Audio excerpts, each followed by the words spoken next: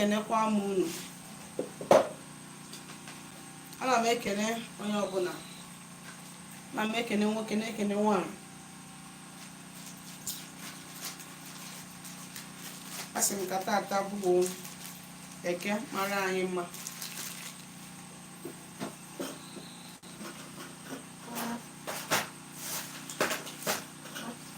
Asị m na tata wee ga-eketara anyị ndụ, ketara anyị udo. Eke ya ekegburu anyị ndị ọjọọ. Eke ya eketara anyị ihe ọma. Eke ya eketara anyị success. Eke ya eketara anyị promotion. Eke ya ekepụrụ anyị ndị ajọ obi, ndị iwe dị n'obi mana amụ dị ha n'eze. Eke ya ekepụrụ anyị ndị mere n'iru kwa mpete n'azụ. Ndụ anyị, ndụ ezinụlọ anyị, ndụ ikwu na ebe anyị. Aja anyị Igbo ga-echekwa anyị. Ezumezu mmụọ niile dị n'ala Igbo ga-echekwa anyị. Anyị ga-ebu n'iru bute ihe ọma, gbuo n'azụ bute ihe ọma, gbuo n'aka nri n'aka ekpe bute ihe ọma. Onye ọbụla na-achụ anyị ga-ada. Ọ bịara egbu anyị ga-egbu onwe ya. Onye ọbụla sị na ihe ọma ma mmele anyị na ọ ga-ewere anazie mmiri. Otu a nsikwa ya ka ọ ga-esi dị. Tata bụ Eke, ụbọchị Orie, ụbọchị Afọ, ụbọchị Nkwọ. N'afịa na nọ n'ụbọchị na-anọ 5. Aka m bụkwa onye Eke gị, Nwada Agbara Ọma Ụzọ Mmiri. Abụkwa m onye mgbasa ozi ọma ọdịnala Igbo. Abụkwa ndị bụ Igbo. Abụkwa m onye isi nchụaja na Agbara Ọma ọdịnala Spiritual Temple nke dị n'Enugu steeti. Eji m uhuruchi a wee na-ewetara anyị mgbasa ozi ọma ọdịnala Igbo, bụ ozi ndụ, bụ ozi udo, bụ ozi ịhụnanya, bụ ozi agamniru, bụ ozi aka ịkwụ ọtọ. Wee na-asị gị nwa bụ onye Igbo na omenala Igbo amaka, ọdịnala Igbo amaka. Ọ bụ ntọala jikọtara Igbo ọnụ. Ọ bụ njirimara Igbo ka ọ bụ. Ọ ihe ndị mbụ na ndị egede mefọrọ anyị. Ọ dịgbara bụ ogbe ewuche ewucha ka ọ bụ. Ọ emume eji mara Igbo. Ọnya wa bụ omenala na ọdịnala Igbo. Wee na-asị gị nwa bụ onye Igbo na-achịtaba azụ n'ọdịnala Igbo maka na ebe ejedebere ka ọ bụ n'aka ịkwụ ọtọ ka inwe ike nwee chi dị mma. Ọ bụkwa na tata wize gị sonyere anyị, na masị gị nnọọ. Echefukwa na ibinyere anyị aka ma gbasa ozi anyị ka onwe ike na-elokwu ndị enyi gị na ụmụnne gị aka, ka onwe ike wee solu gị na-eketa oke na mgbasa ozi ọma ọdịnala anyị nọ n'ime. Ana m ekene gị Patrick Nzenwa, ka tata marụ gị mma. Ndewo. O nwere ihe njimaka ya bụ ịpụta uru dị na mmadụ ịchịkwa onwe ya dịka onye ọdịnala, dịka onye ọdịnala, dịka onye omenala. Uru dị na mmadụ ịchịkwa onwe ya, otu esi echukwa mmụọ ka mmadụ kwesị isi wee na-echukwa onwe ya. Yes, ọ dị very very important dịka onye na-eme ihe omenala ma ọzọkwa onye na-eme ọdịnala ịchịkwa mmụọ, ịchịkwa mmụọ ya, chukwa onwe ya. Yes, because na ịchụ aja amaka, inye mmụọ ihe amaka, ime udo n'ebe gị na mmụọ nọ amakakwa. Mana ọdịnala ọ dị a kind of competitive. Yes, ihe nji wee kwuo onye awụ maka na ndị ụka ga-akpụ gị n'ọnụ dịka onye ọdịnala ịbụ. Ịghọtara? Mgbede ọma, mgbede ọma Wada Eunice, ka tata wee kemalụ gị mma. Ndewo. Ndị ụka ga-akpụrụ gị n'ọnụ n'ihi na worship idol. Ụfọdụ n'ime ha ndị na-eje ụka arụ na we even go extra mile to cause problems for you. Then ịbịazie ndị ogboni, they will be all over you trying to weigh you down, maka na ị na-anya ifu n'ọdịnala Igbo mgbe ọdịnala dị ike, aja ala Igbo dị ike, before nke ikpeazụ a ebido wee try to restore it. Ifu ị na-anya mgbe anyị ifu na ihe ọjọọ anaghị akwụ n'ala. Ị nwere ike ịbịa mee arụ without paying for your sin, anaghị ejide gị. Mana kịta anụwa ihe ndị a niile adịrọzi. So when you try to come back to ordinana, you become a threat to those kingdoms, to those evil and dark forces, because gịnị, ha ga na-ahụta gị that you are trying to bring back what they have destroyed. Be you a dibia, be you an eze nwanyị, be you a dedicated traditionalist, they will test you, they will try you.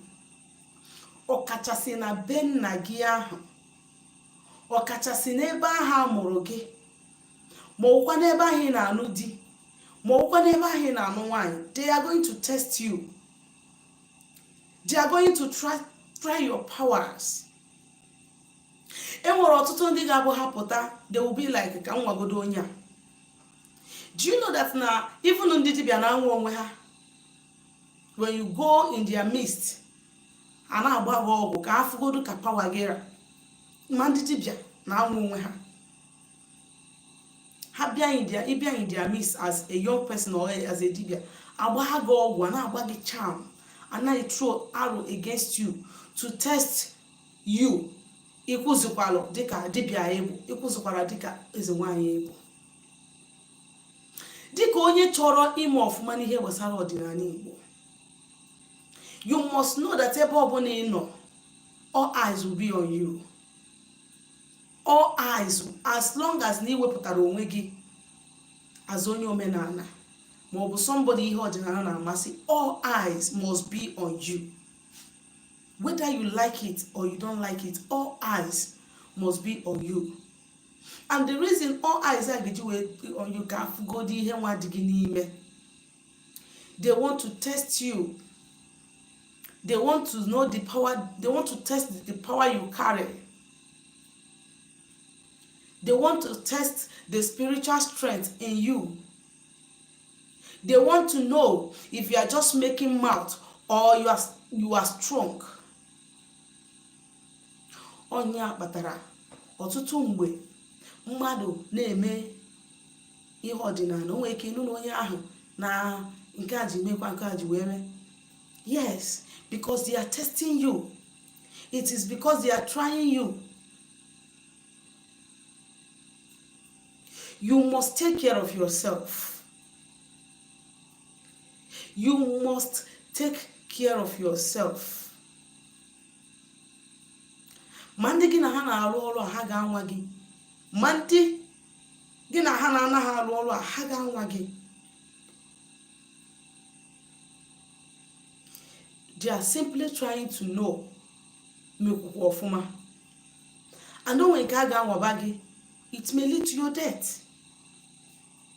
Do you know that na ndị amosu na ha na-eje deity dị n'obodo gị na-eje enye ihe, ịmana ndị amosu na-enye ha ihe? Do you know? Where you are going, they are going there.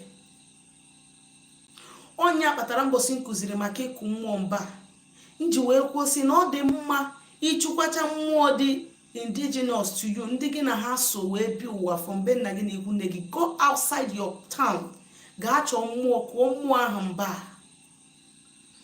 Because na ndị a na-agwa ajọ ọgwụ, ndị a na-enye esi, ndị a na-ata amosu, where you are going to, they are going there.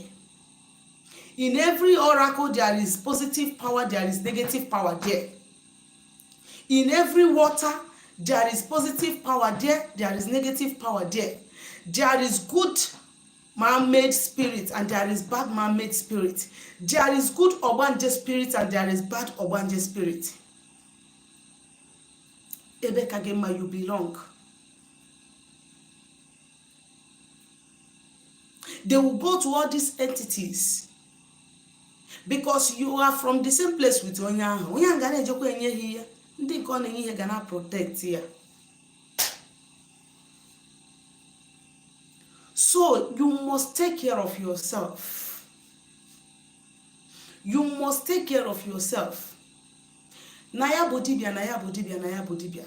If you are a dibia, you are not taking care of yourself on your own.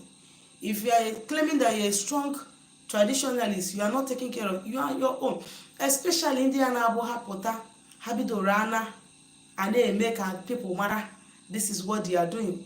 Hapota in a gathering, Haburiani Sina Kondio, Kanemeka. If you did not take care of yourself when you are risking yourself. Because while you are doing all these things, you are bringing all these evil eyes, evil people, you are attracting them to yourself. And they are for you, they are around. See, let me test this person. Here on him, how powerful Lord. And don't want call ya abu auto test it may lead to your death. It assist on a day to watch ya, or on a day make or passing. No. Iman will make an achigis in all your Ichukwa upon Ambatagi, a cross one road without watching your back or looking sideways. You must be careful. This zone I walk on is a very dangerous one. Is a very dangerous one. It may be mad again with liver, an ordinary person gather liver. Will ever get you a genuine mark and when I test the dibia. A dibia that have not done anything to you, that is only out there doing his divine calling or her divine calling. Onya he we mind will go get you any way go to test a dibia or to bring that dibia down. Okay, on a feel like it, on a feeling on a road, on a Sunday mother, on a liberating danger. For that, let me do this to that person. Opening on this path without taking care of yourself, it is risky. It is true that we're going to ekechalo wesi na ogwu ama mbaharu. That's not no nwere ndị ekechasị na ogwu ama mbaharu na mmadụ ama mgbu ha na nkaka. But na mmadụ nwere ike ọma mgbu gị mana onye ha ya akụ ngọ ya. O nwere ike onye ha ma mgbu gị mana onye akụ ngọ ya. Ebe ịma nka ịma nke ọzọ. That is why you must always wear spiritual bulletproof. You must always wear spiritual bulletproof. Because this path we are treading on is not a funny one. It's not a funny one. It's not a funny one. As when ana m atụ nzu, ana m atụ edo, ana m agba ọfọ ọjị, ana m eme nke, for that reason I am protected. Ebe ịma nke ịma nke ọzọ. Do not be careless about your life. Do not be careless about yourself. Ọ na ịma ha mara tata that na ndị na-eme ọdịnala bụ anyị will threat. Yes. Because na mgbe mbụ ndị amosu karịa n'obodo ejide ndị mmadụ ejide star ndị mmadụ ekechiko stars ndị mmadụ onye ahụ eje n'ụlọ ụka eme deliverance mecha ụfọdụ awọkọrọ emechi ha niile ihe na ebe anya ebe mana ya afụ nwa dibịa ma obere eze nwaanyị o jide ndị amosu okechiko ha anya kpuo ha isi. That is why we are threats to them. Gị nwa na-celebrate na-eje na omenala, you are a threat to their manipulations. You must take care of yourself. I have seen people take care of yourself physically and spiritually. I have seen people spiritual arrow isi monya ha nwụrụ. You must be watchful. Otu isi echukwa mmụọ gị na ha so, chukwa onwe gị, especially ọ bụrụ na your community na-enwere evil men, evil women. Community gị wa ajọ ndị ajọ obi, ndị ajọ ofu. You must not say that na echukwago m chim na dibia echukwagoro m chim, chukwarụ m ndị ichem. You must protect yourself. Protect yourself, protect your husband, protect your children if possible. Maka ha agba gị, if you are the target, agba gị, ọ bụ na enwetara gị, they will go to your husband. agba ya ọ bụ na enwetara ya, they will go to your children. Ihe a niile m na-agwa unu, I have witnessed it. Ihe a niile na-agwa unu, I have witnessed it. Don't live your life carelessly. Onye ka eji si onye Chukwu na-azọkwa onwe ya. Don't live your life carelessly. Because we are about to take back our land. We are about to take back our inheritance. We are about to conquer those kingdoms that have reigned in our land over the years. And only the strong will come out of this. Obore ịpụta na-eme abịa n'obodo abụ onye omenala, abụ eze nwanyị, abụ eze nwoke, but inside of you, you are empty. Nothing is in you. Onwere nke nọ n'ọbara gị, onwere nke nọ n'arụ gị. Nothing is inside of you. Tomorrow you will just hear na onye ahụ anwụọ, na ọ na-eme nke a na nke eme, na ọ na-eme. You don't know that na ịbịa n'obodo ọbụla ndị ogboni nọ, spirit ahụ ị na-enye ihe, they are given to that spirit. But when you cross river, when you cross sea, you go into another land, Jemenya, to trace you to that place can be difficult. But why you must appease mmụọ gị na ha nọ first beginning, ka ha nwee ike hapụ ịgbarụ ihe ọbụla ike hapụ na mba mee. That is the reason why ndị ọbụla dibịa, ndị ọbụla na-agwọ ọgwụ, agwọ ajọ ọgwụ, like ọ bụ no onye ukeghe, for instance, chọrọ ije egbu onye ukeghe bịa, ọma nọ n'ukeghe wee gwọ ọgwụ ahụ, ọ ya eje n'afa, ọ ya eje ụmụọka, o nwere ike ije Enugu Ezike. Why? Because na ọ nọrọ n'ukeghe ahụ wee gwọ ọgwụ ahụ bụ onye ahụ, aja ana ahụ be nna ya ahụ, ma ya ma dibịa gwọrọ ya, all of them will be in problem. So why ọ ga-eji wee je outside gịnị ka o nwee ike dị free from the wrath of the gods of the land? If you don't know this, know it. That is the reason why you must not rely on, I have fed my chi, I have fed my indiche, I have done this one, I have done marine work. You have not started yet. Yes. That is if you want, unless money chọrọ ime omenala ije ụka, ị na-emegharị onwe gị like this, na-akwagharị onwe gị, and the same way ndị na-eme gị ha na-akwagharịkwa gị like this. But if you must become a successful and a strong traditionalist, ị ga-echukwa onwe gị ka udo nwee ike wee chịa, ka ndụ nwee ike wee dị, so that agba gị arụ ọ dị ka ebe a na-awụ mmiri n'okwute. Ị na-aghọta ihe m na-ekwu? Ọgwụkwanụ nke ọra m n'ọnụ. Ana m ekene IG Anụwachukwu mgbede ọma, ka tata wee ke malụ gị mma. Gift Smith, ana m ekene gị mgbede ọma, ka tata wee ke malụ gị mma. Biko ọ bụrụ nwere ajụjụ ị nwere ịjụ m, because ekwugo m ya mbọsị ọbụla anyị bịara live. Inwe question drop waya, biko inwe question drop waya, but hence ọ na-enwebe question m fọrọ mma rapụ bịa, dere m message na my WhatsApp number na 07037311663. ma ọ bụ na o nwere ajụjụ ị chọrọ ịjụ, ma ọ na ịchọ ka agbalụ gị afa ma ọ rụọ ọrụ gị ọrụ mmụọ. Ndewo.